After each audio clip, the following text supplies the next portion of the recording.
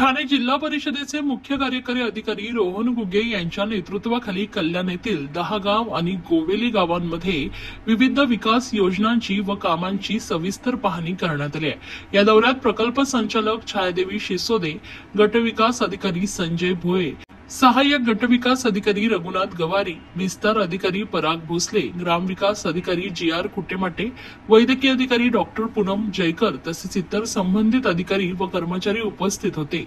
आरोग्य सेवा व घरकुल योजनेची पाहणी यावेळी करण्यात आली। दहागाव येथील प्राथमिक आरोग्य केंद्राला भेट देऊन वैद्यकीय सेवा, रुग्ण नोंदणी प्रक्रिया, औषध साठा व उपलब्ध मनुष्यबळ याचा आढावा घेण्यात आला। घरकुल योजनेअंतर्गत लाभार्थ्यांच्या घरी जाऊन घरकुलांची प्रत्यक्ष पाहणी करण्यात आली। यावेळी ग्रामपंचायत माजी सरपंच अरविंद मिरकुटे यांनी स्थानिक पातळीवरील समस्या अधिकाऱ्यांसमोर मांडल्या, त्यावर तत्काळ कार्यवाहीसाठी संबंधित विभागांना सूचना देण्यात आल्या।